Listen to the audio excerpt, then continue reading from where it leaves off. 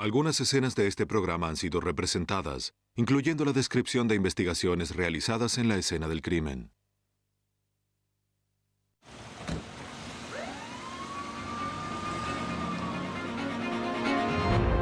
El empleado de una tienda muere durante un asalto en Tennessee. Cuando el sospechoso asegura que fue un accidente, la policía recurre a los forenses para demostrar que fue un asesinato a sangre fría. Se descubren 2 cadáveres en una casa de huéspedes de Albany, Nueva York. Para hallar al asesino, los investigadores recurren a tecnología del siglo XIX. En Luisiana, un pescador descubre el cuerpo mutilado de una mujer. Una huella ensangrentada es la única pista con que cuentan los investigadores para descubrir la identidad del asesino. Cuando no hay testigos de un crimen, la policía tiene que buscar otras formas de resolver un caso. Pero la ausencia de testigos oculares ya no significa ausencia de vigilancia, y los asesinos descubren que están en la mira.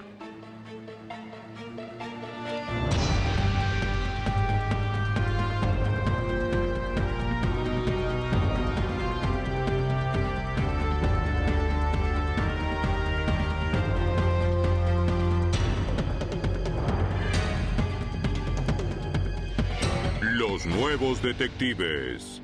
Casos estudiados por la ciencia forense.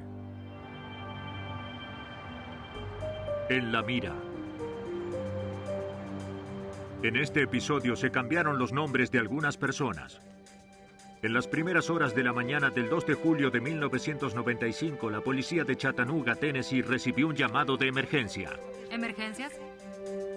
Un hombre había descubierto el cuerpo acribillado de un empleado en la tienda de una gasolinera local. Los detectives hallaron a la víctima en la trastienda. El gerente identificó luego a Lenny King, un empleado de 34 años. Le habían disparado en el brazo y en el pecho con un arma de gran calibre y a escasa distancia. Los investigadores hallaron esposas en el lavabo que estaba junto al cadáver. Cuando los técnicos examinaron el lugar del crimen, encontraron manchas de sangre entre el local y la trastienda. Los forenses determinaron que la sangre pertenecía a la víctima. El equipo examinó luego la tienda con minuciosidad. La caja registradora y la caja fuerte estaban vacías. El homicidio parecía producto de un robo. El asesino se había llevado más de $2,000. Pero los técnicos no hallaron huellas dactilares del ladrón. Los investigadores esperaban que las cámaras de seguridad del local pudieran brindarles alguna pista. Cuando el gerente les entregó las cintas, los investigadores comprobaron que las cámaras habían registrado el ingreso del sospechoso al local. ¿Es él? Cuando el gerente vio las imágenes en que un hombre vaciaba la caja registradora y la caja fuerte, reconoció al ladrón. Parecía un ex empleado llamado Jason Rhodes. Según los archivos de empleados, el joven, que tenía 22 años, solo había trabajado unas semanas en el local. La víctima, Lenny King, lo había entrenado. Según el gerente, Lenny King era un empleado muy aplicado y eficiente que trataba bien a todos. Pero King había señalado que Jason Rhodes era haragán y que no prestaba atención, que no se tomaba el trabajo muy en serio. Una vez terminado su periodo de entrenamiento, Jason solo fue a trabajar una vez y luego renunció. En la estación de policía, los detectives volvieron a ver la cinta grabada. La grabación consistía en una serie de fotografías fijas tomadas cada 2 segundos y mostraba las imágenes de las 2 cámaras de seguridad del local. Al examinar las imágenes cuadro por cuadro, advirtieron que el sospechoso llevaba lo que parecía ser un arma calibre .357. Ve a Jason Rhodes y reacciona.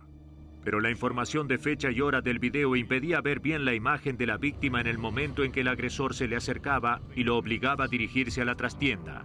Y esa habitación donde la víctima fue asesinada estaba fuera del alcance de las cámaras. Los investigadores pudieron imprimir una imagen del agresor. Para confirmar la identidad del asesino, la policía enseñó una fotografía del sospechoso al padre de Jason Rhodes. Consternado ante lo que veía, el señor Rhodes identificó al hombre de la fotografía como su hijo. Cuando le preguntaron si sabía dónde estaba su hijo, el hombre dijo que Jason y su novia, Sonia Oldman, habían salido de la ciudad el mismo día en que se encontró a Lenny King asesinado. Jason no le había dicho a su padre por qué se iba, pero le dijo que lo más probable sería que no volviera. El señor Rhodes dio a los investigadores una descripción del vehículo de su hijo. La policía había identificado al asesino de Lenny King.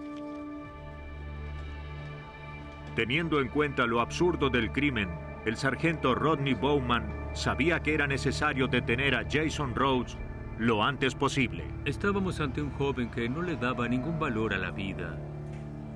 En ese momento no sabíamos si actuaba bajo el efecto de drogas ni cómo era su conducta.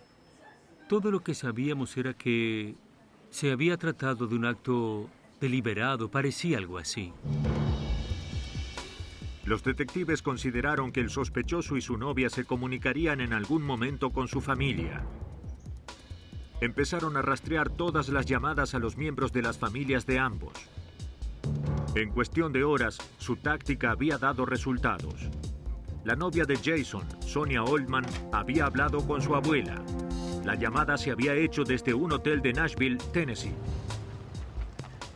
En la tarde del 3 de julio, las autoridades de Nashville localizaron el vehículo de Jason Rhodes en momentos en que llegaba a una gasolinera. Cuando el sospechoso bajó del vehículo para cargar gasolina, los detectives avanzaron.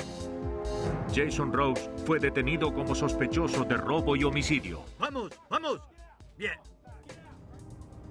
Al día siguiente, policías de Chattanooga viajaron a Nashville para interrogar a Jason Rhodes por el homicidio. Al principio, este negó toda relación con el crimen. Pero cuando le presentaron las pruebas, decidió cooperar. Jason admitió haber matado a Lenny King, pero aseguró que había sido un accidente, que nunca había tenido la intención de matar a su ex compañero de trabajo. Según Jason, había entrado al local solo con la intención de robar. Jason, vamos, dame el dinero. Aseguró que había llevado a la víctima a la trastienda solo para esposarlo al lavabo e impedir que hiciera sonar la alarma. Dijo que cuando trató de colocarle las esposas a Lenny King, el empleado lo atacó y trató de tomar el arma. Cayó al suelo y trató de quitarme el arma. Hubo varios disparos accidentales y Jason se dio cuenta de que Lenny estaba herido. No sabía qué podía ocurrir. Asustado, tomó el dinero y escapó. Si bien Jason Rhodes había confesado el homicidio de Lenny King en la trastienda, los investigadores no creían su historia. La sangre hallada en el local indicaba que el asesino le había disparado a la víctima antes de que ambos llegaran a la trastienda. Pero a menos que los investigadores pudieran demostrar que Jason Rhodes mentía, este podría ser procesado por un delito menor. Los detectives estaban convencidos de que Jason Rhodes había asesinado al empleado a sangre fría, pero tenían que buscar pruebas para asegurarse de que el joven nunca recuperaría la libertad para volver a matar. La policía de Chattanooga, Tennessee, había detenido al culpable del asesinato de Lenny King, un empleado de 34 años a quien le habían disparado durante un asalto. Las cámaras de seguridad registraron su presencia en la tienda, tras lo cual Jason Rhodes confesó que era culpable. Lo llevé a la trastienda. Pero aseguraba que el arma se había disparado por accidente mientras él y la víctima forcejeaban en la trastienda. Los detectives examinaron la cinta grabada cuadro por cuadro para probar que Jason Rhodes mentía y que el homicidio había sido premeditado. En uno de los cuadros notaron que la víctima parecía flexionar las rodillas y que se tomaba el brazo poco después de que Jason Rhodes entrara a la tienda. Reacciona. El sargento de homicidios Tim Carroll creía que el sospechoso había empezado a disparar ni bien entró a la tienda. Una vez que pudimos ver el video a menor velocidad, el sargento Rodney Bowman y yo coincidimos en que Jason empezó a disparar en cuanto entró a la tienda. Es mentira que forcejearon y que el arma se disparó. ¿Aquí de acuerdo? Los investigadores sabían que si podían demostrar que Jason Rhodes había disparado ni bien entró a la tienda, podrían acusarlo de homicidio premeditado. Pero eso no sería fácil. En el video, Jason Rhodes está ubicado bajo estas marcas que indican el día y la hora. Y no se ve ningún fogonazo. No se puede ver si el arma se mueve. Ahora, tenemos que conseguir una ampliación del video para eliminar esas marcas y entonces así poder ver el disparo. Los investigadores recurrieron a científicos del Laboratorio Nacional de Oak Ridge, que depende del Departamento de Energía de los Estados Unidos. Ken Tobin dirige el grupo de análisis científico de imágenes. Su tarea consiste en analizar imágenes de video y conseguir información que no se detecta a simple vista. Aceptó trabajar en el caso. La cinta que nos envió el Departamento de Policía de Chattanooga era de muy baja calidad. Tenía la pantalla dividida, lo que significaba que había dos cámaras de video en el local donde había tenido lugar el robo. Se veía la grabación de ambas al mismo tiempo, pero la cámara que filmó el asesinato del empleado del local estaba muy alejada de ese punto. Además, los datos de hora y fecha tapaban la imagen, que estaba ubicada en el cuadrante superior izquierdo de la pantalla. No parecía posible sacar conclusiones. Para confirmar las sospechas de los investigadores de que Lenny King había sido asesinado antes de pasar a la trastienda, Tobin necesitaba una imagen más clara. En primer lugar, había que retirar del video la marca de hora y fecha. Para ello usó un programa de computación en las imágenes, lo que constituye parte de un proceso llamado análisis de sustracción. El análisis compara cada cuadro de video con el siguiente y luego elimina las imágenes que permanecen constantes, sin cambios. En este caso, el proceso de sustracción consiste en retirar todo lo que permanece invariable en la escena. Los estantes, la cafetera y las marcas de fecha y hora que se superponían con las imágenes. En este caso, solo nos interesaba el fogonazo del arma y el movimiento del cuerpo de la persona que tenía el arma. Mediante el análisis de sustracción, Tobin pudo recuperar la parte del video que antes quedaba oculta por las marcas de fecha y hora. Se veía algo que parecía el fogonazo del arma de Jason Rhodes. Pero para obtener una condena por homicidio premeditado, necesitaban estar seguros de que lo que veían era en realidad un fogonazo y no un defecto del video. Para descubrirlo, los detectives volvieron a la tienda y llevaron a cabo un experimento. Utilizando la misma arma, una Magnum 357, dispararon a unos viejos directorios telefónicos luego de asegurarse de que las cámaras de seguridad del local registraban la escena. Se envió el video de la reconstrucción a Ken Tobin para que lo comparara con la grabación del asesinato. Y aquí tenemos el disparo. Cuando compararon el fogonazo del arma del sargento Carroll con el video que se grabó en el momento del asesinato, concluyeron que ambos tenían las mismas características.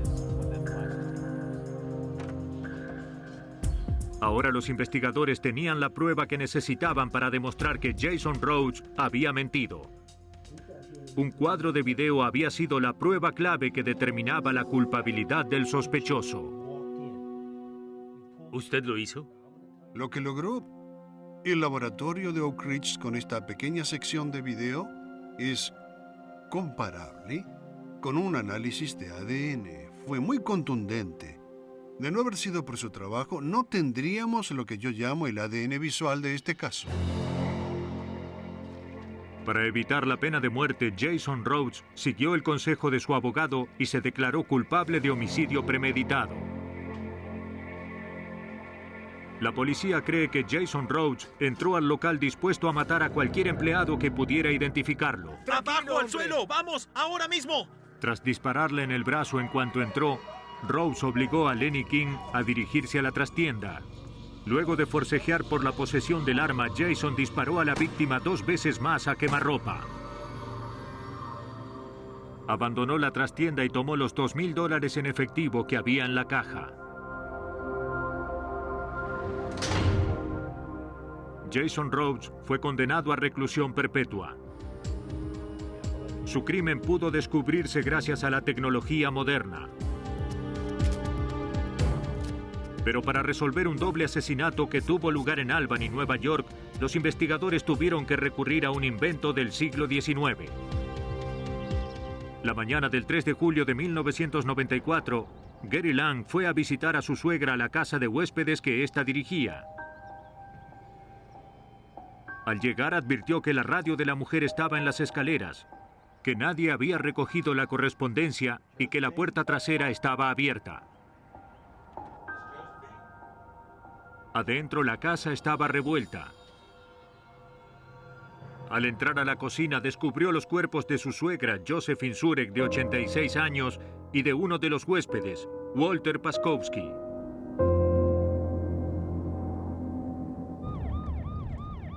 Investigadores del Departamento de Policía de Albany acudieron a la casa. Los técnicos policiales hicieron un minucioso examen de la casa. Había sangre por todas partes. El detective Anthony Bruno quedó consternado ante el espectáculo. Parecía que alguien hubiera tomado la casa y la hubiera sacudido para luego dejarla caer. Excepto la mesa de la cocina, creo que no había mueble que no estuviera dado vuelta. El contenido de todos los cajones de la casa estaba esparcido por el suelo. La cocina estaba cubierta de sangre. No se podía caminar por la cocina sin pisar sangre. La disposición de las manchas de sangre de la cocina indicaba que eran producto de golpes contundentes. Era probable que un bastón manchado de sangre que estaba en el piso fuera el arma utilizada para golpear a los ancianos. Los investigadores buscaban pistas que pudieran llevarlos hasta el asesino. En ese proceso encontraron otra posible arma. Sobre la mesa de la cocina hallaron una olla deformada y manchada de sangre. Para los investigadores todo indicaba que las víctimas habían sido testigos involuntarios de un robo, por lo que parecía él o los asesinos habían escapado a toda prisa. Las autopsias confirmaron que ambas víctimas habían muerto como consecuencia de golpes contundentes en la cabeza. Paskowski, de 55 años, también había sido estrangulado. Las víctimas habían sufrido decenas de golpes. Y las lesiones parecían ser producto tanto de golpes del bastón como de la olla encontrados en la cocina. El forense determinó que los asesinatos habían tenido lugar entre las 10 y las 11 de la noche anterior. Con la esperanza de que los elementos hallados en el lugar del crimen les brindaran alguna pista sobre la identidad del asesino, los detectives los enviaron al laboratorio policial de Albany. Al examinar la olla que podría haber servido de arma, el detective Dean Halprin advirtió algo que parecía ser una huella dactilar en su interior. Si se trataba en verdad de una huella, recuperarla no sería fácil. La olla era de un material con el que nunca habíamos obtenido buenos resultados, ya que tiene algunas marcas y depresiones. Por otra parte, estaba muy deformada porque se la usó para golpear a las víctimas. Sin embargo, una vez que utilizamos el polvo, comprobamos que había algo allí dentro. teníamos una huella. Pero la emoción no duró mucho. Si bien los investigadores habían encontrado pruebas que podían ubicar a un sospechoso en el lugar del crimen, no lograban colocar la cámara en la posición necesaria para obtener una imagen detallada.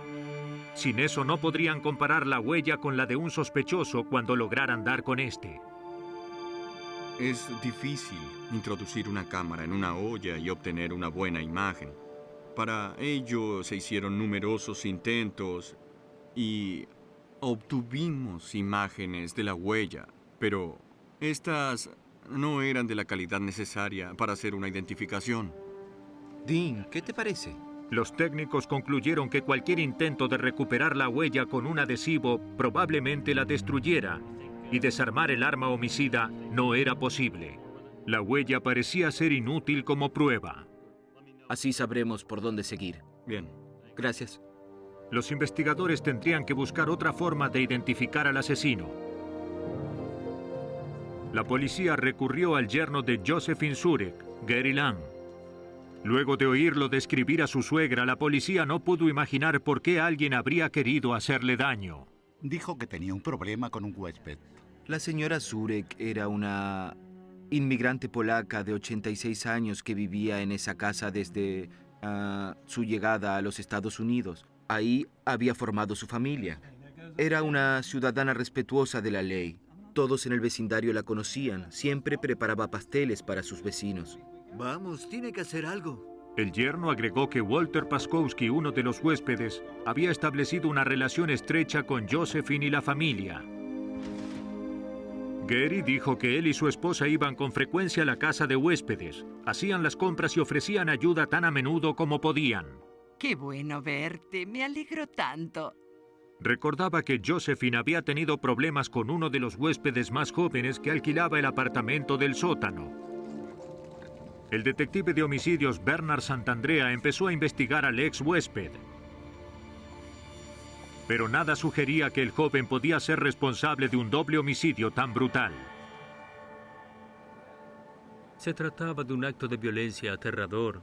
No nos parecía que ese hombre fuera capaz de algo así. De todas formas, investigamos su paradero y también su empleo. Verificamos que a la hora en que habían ocurrido los homicidios, esa persona todavía estaba trabajando. No había ningún sospechoso del doble asesinato y el caso amenazaba con quedar estancado.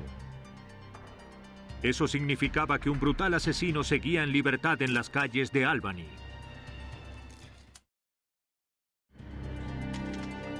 La policía de Albany, Nueva York, se esforzaba por resolver el caso de un brutal doble homicidio en una casa de huéspedes. El asesino había matado a Josephine Zurek, de 86 años, y Walter Paskowski, de 55. Los forenses habían detectado una huella dactilar en una olla utilizada para golpear a las víctimas, pero los intentos por recuperarla habían resultado infructuosos. El detective de homicidios Anthony Bruno se esforzaba por identificar al asesino. Era todo un desafío. Los responsables no tenían vinculaciones, ni se trataba de personas con antecedentes policiales. Era difícil imaginar quién podía tener motivos para matar a esas dos personas a golpes. La policía recurrió a la población. 2 días después de los asesinatos, una mujer se comunicó con los detectives. Háblenos de su novio. Al leer los detalles del crimen en el periódico, pensó que su exnovio podría tener alguna relación. Él vino a mi apartamento.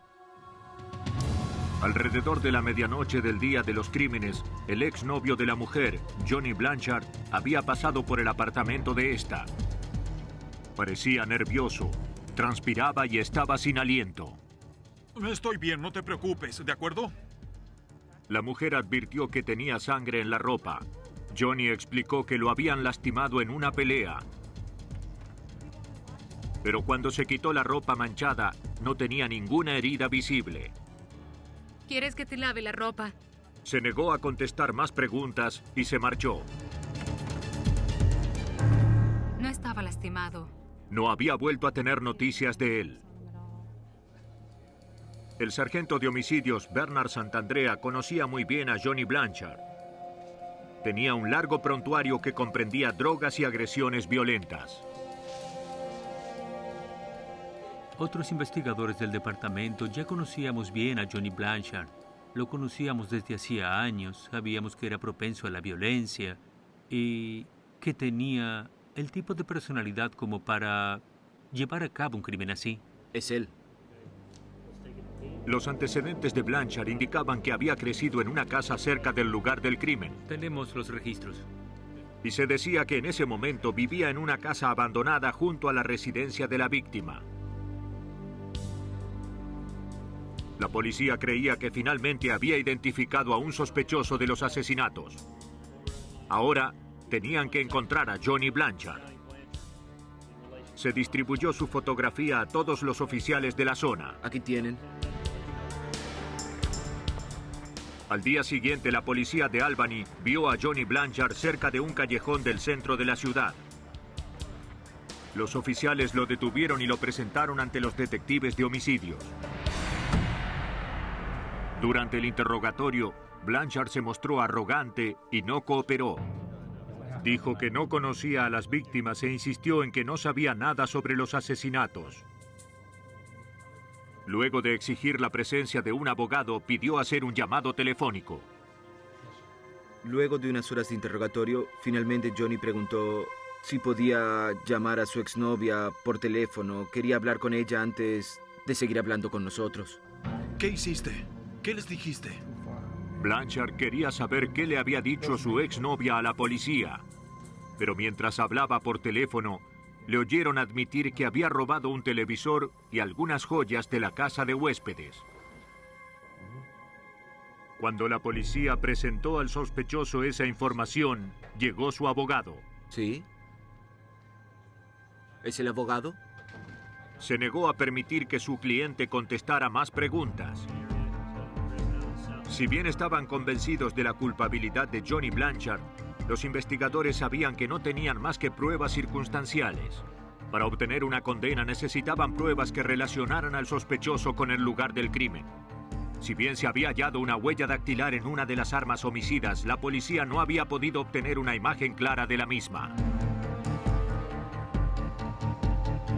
Los investigadores recurrieron a los especialistas forenses del Laboratorio Policial Estatal de Connecticut. El especialista Paul Penders aceptó trabajar en el caso. Tras examinar la huella que había en el interior de la olla, concluyó que solo había una forma de que la policía de Albany consiguiera la prueba que necesitaba para resolver el caso. Sabíamos que había problemas para recuperar la huella. Se trataba de una huella ensangrentada. Era necesario tomarle una fotografía. La comparación tenía que hacerse con una fotografía. Pero era más fácil decirlo que hacerlo. Penders tendría que encontrar la forma de colocar una cámara dentro de la olla para obtener una imagen clara de la huella. La impresión está en el interior de la olla, en un lado de la olla. Tenemos que tomar una fotografía en ángulo recto para poder obtener una imagen que sea de tamaño natural. No se puede colocar una cámara convencional. A Penders se le ocurrió una idea. Si bien no era posible colocar las cámaras modernas en la posición adecuada, podía hacérselo con cámaras más antiguas. Decidió usar una cámara de fuelle del siglo XIX. Para ello se utilizó un sistema de deslizamiento. Esto permite que la lente pueda moverse o deslizarse de manera independiente del cuerpo de la cámara. El sistema permite un mayor acceso a imágenes ubicadas en lugares a los que es difícil llegar. Penders pudo deslizar su lente por delante de la huella dactilar.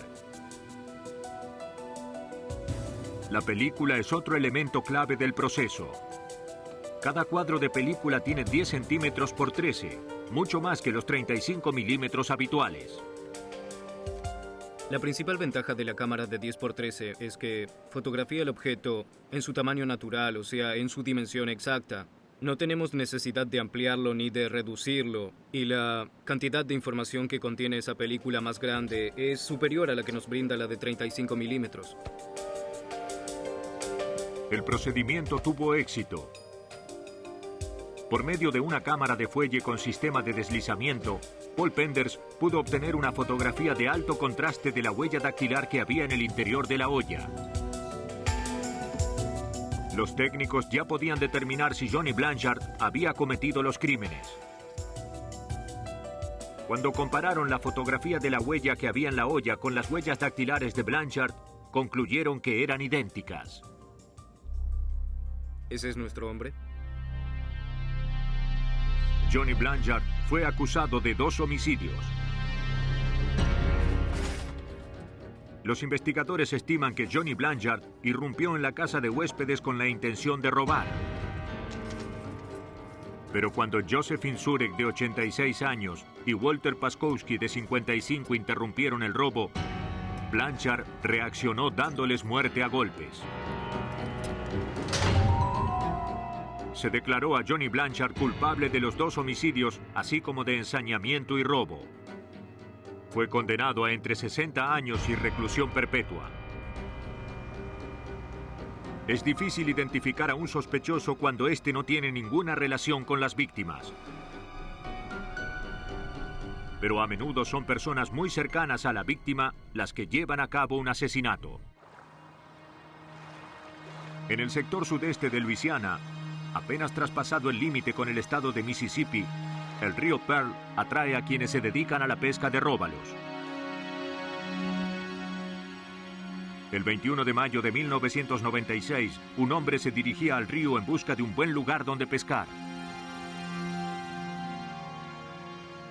Al atravesar un pequeño claro, descubrió un cadáver en descomposición. El pescador llamó a la policía de inmediato.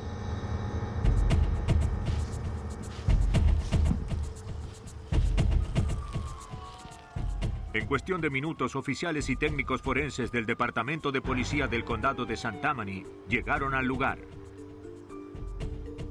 Antes de empezar a examinar los alrededores, los fotógrafos policiales tomaron imágenes de la zona. Y había mucho que registrar. Los investigadores hallaron decenas de cartas y papeles personales esparcidos en un amplio radio. Cerca de ahí encontraron un bolso vacío. La víctima, una mujer, había sido golpeada y apuñalada en el cuello. Los oficiales examinaron la zona en busca de pistas sobre la identidad de la víctima. Pero excepto las cartas, no encontraron nada. Trasladaron a la mujer a la morgue para que pudiera efectuársele una autopsia. Si bien el grado de descomposición hacía que el cadáver fuera irreconocible, el forense determinó que la víctima era una mujer caucásica de aproximadamente 1,70 m de estatura y de entre 35 y 45 años de edad. Había muerto hacía menos de una semana. Los detectives del Departamento de Policía del Condado de St. Tammany iniciaron el proceso de identificación de la víctima. El capitán David Hall no contaba con mucha información.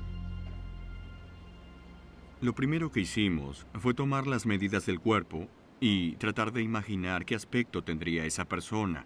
Examinamos los archivos de personas desaparecidas en el área de Mississippi y Luisiana. Ninguno de los casos coincidía. Haz un llamado telefónico. Los investigadores empezaron a examinar los papeles en busca de pistas. Toda la correspondencia estaba dirigida a una mujer llamada Liz y las cartas llevaban la firma de un tal Michael Packer. ¿Viste las cartas con la firma de Packer? La dirección del remitente se hallaba a menos de 160 kilómetros en Biloxi, Mississippi. Los investigadores se comunicaron con la policía de Biloxi, que acudió a la dirección de la que habían salido las cartas. El señor Packer. Michael Packer no estaba ahí. ¿Packer vive aquí? Sí. Según su compañero, Packer había partido unos días antes para trabajar en Alabama. Necesitaba el dinero.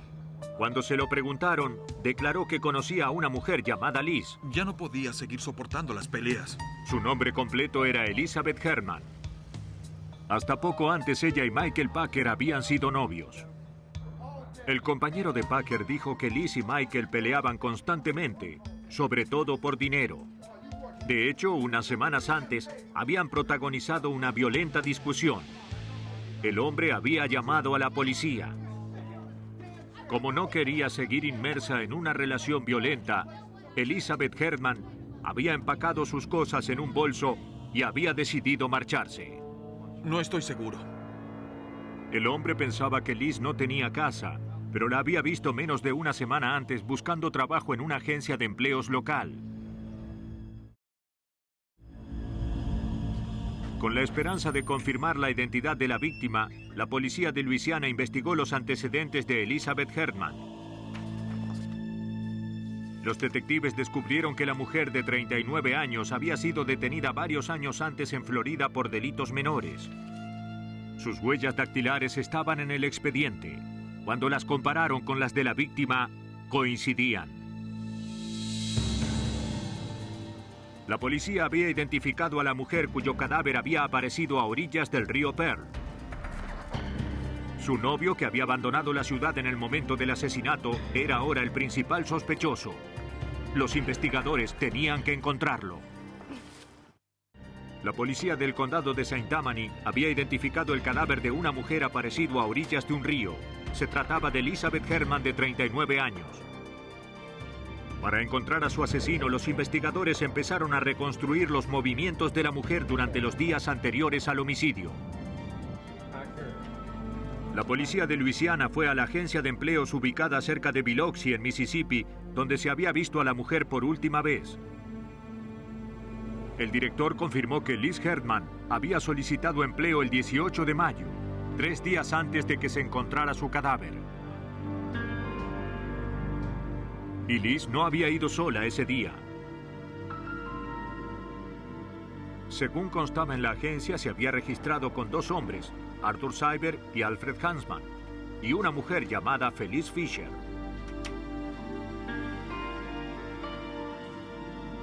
El director los había visto juntos antes y sabía que eran amigos.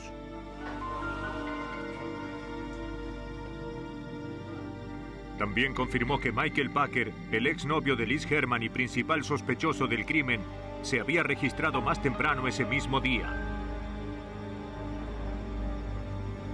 Cuando llegaron Liz y sus amigos, él ya se había ido a Alabama, donde le esperaba un empleo en Mobile. En 10 minutos estaré allí. Bien, adiós. Los investigadores confirmaron que Packer se encontraba a centenares de kilómetros en el momento del asesinato. Como Liz Herman no tenía casa en el momento de su muerte, identificar a un sospechoso no sería fácil. Vivía en la calle. Cualquiera podría ser sospechoso. En esa situación, a diario se conoce gente capaz de cometer un homicidio. El capitán Hall empezó a buscar a los 3 amigos de Liz con la esperanza de que pudieran brindar alguna información. Pero cuando los investigó, descubrió que 2 de ellos, Alfred Hansman y Arthur Cyber, tenían un extenso prontuario que comprendía robo y agresión. Los detectives acudieron a un hotel cercano donde Arthur Cyber se había alojado poco antes. Si bien ya no estaba ahí, una empleada del hotel recordaba bien a Cyber. Se alojaba en una habitación con 2 mujeres y otro hombre. Una de las mujeres coincidía con la descripción de Liz Herman. La empleada recordaba que cuando el grupo se fue, tuvo que limpiar la habitación. Parecía que había tenido lugar una pelea violenta. El vidrio de la ventana estaba roto y en el cobertor de la cama había manchas que parecían de sangre. La empleada del hotel no había vuelto a ver a ninguno de ellos y tampoco habían dejado una dirección. Bien. La información llevó a los investigadores a creer que los amigos de Liz Herman tenían relación con el asesinato. De inmediato se distribuyó una descripción de las 3 personas y del auto que se estimaba conducían. Unos días después, a centenares de kilómetros de ahí, la policía de Hutchins, Texas, localizó a los sospechosos. Fueron detenidos y trasladados a Luisiana. La policía examinó el vehículo y lo que había dentro. Entre otras cosas, 6 pares de zapatos, algunos papeles y algo de ropa. Durante el interrogatorio, Alfred Hansman admitió que tenía información sobre el asesinato. Hansman dijo que mientras los 4 amigos estaban alojados en el hotel, Liz Herman y Arthur Cyber habían discutido. Liz había conseguido un empleo y Cyber quería que le diera dinero para comprar drogas y alcohol. Como ella se negó, Cyber rompió la ventana y la agredió. Finalmente las cosas se calmaron. Poco después, Cyber sugirió que todos fueran a la ciudad. Pero según Hansman, Cyber condujo al grupo a un lugar apartado del río Pearl.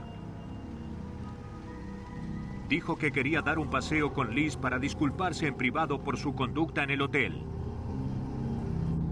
Fue una gran pelea. Varios minutos después, Arthur Cyber salió del bosque solo y cubierto de sangre. Había asesinado a Liz para robarle.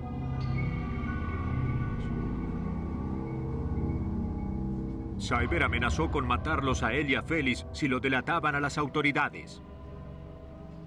Hansman insistió en que él y Felix no habían salido del vehículo en ningún momento. Cuando le presentaron la acusación, Arthur Cyber la negó.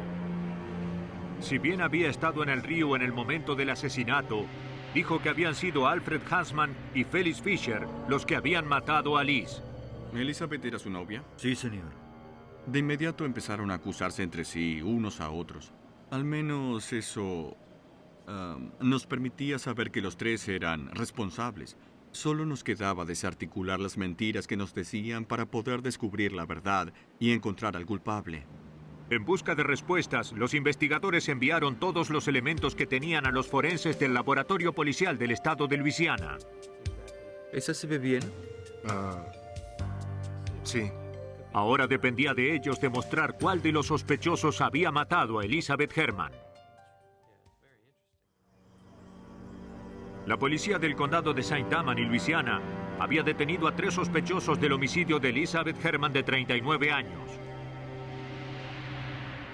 Como los sospechosos se acusaban entre sí, los investigadores tenían que hallar la forma de determinar la identidad del asesino. Recurrieron a los forenses del laboratorio policial del estado de Luisiana. Hay manchas de sangre. Ahí el forense George Shiro empezó a analizar los elementos hallados en el lugar del crimen. Se concentró en un trozo de papel amarillo manchado con sangre de la víctima. Tras un examen más detenido, observó la huella de un zapato. Sabía que la huella no bastaría para determinar la identidad del asesino. Si bien los 3 sospechosos admitían haber estado en el río Pearl, todos negaban haber estado cerca de la víctima en el momento del asesinato. A los efectos de establecer quién mentía, Shiro tenía que determinar dónde se había encontrado el papel en relación con el cuerpo de la víctima. Para ello, recurrió a las fotografías del lugar del crimen. En las fotos se observaban varios trozos de papel amarillo. Sin embargo, luego de digitalizar y ampliar las fotografías, descubrió que solo uno de los papeles estaba manchado con sangre y estaba ubicado a unos centímetros de la cabeza de la víctima. Ahora Shiro tenía que determinar cuál de los sospechosos había dejado la huella. Empezó a comparar los zapatos que había en el vehículo de los sospechosos con la huella que había encontrado a centímetros del cadáver de Liz Herman. Descartó rápidamente 5 de los 6 pares. Pero el 6º par parecía similar a la huella que había en el lugar del crimen. Examiné el calzado con más cuidado.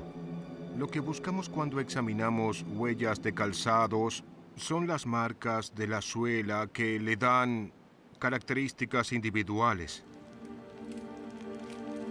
Shiro imprimió en papel de acetato una huella del zapato encontrado en el auto de los sospechosos.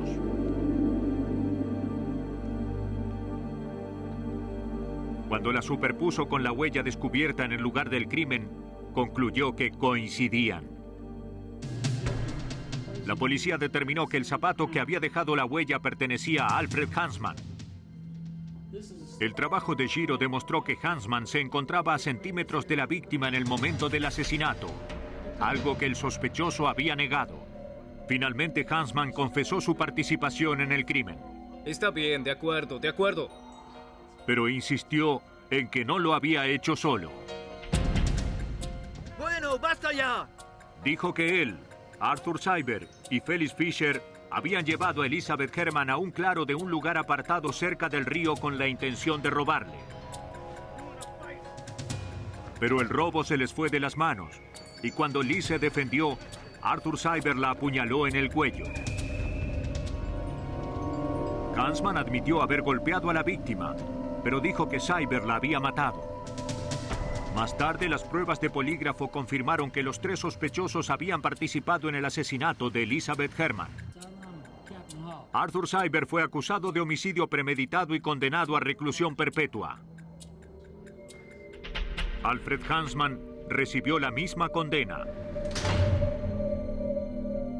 Felix Fisher se declaró culpable de complicidad en homicidio premeditado y de secuestro. Fue condenada a 25 años de reclusión.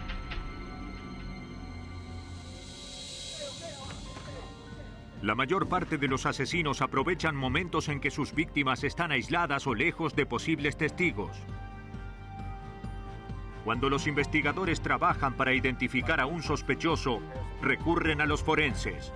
Ellos pueden revelar la culpabilidad de un asesino poniéndolo en la mira.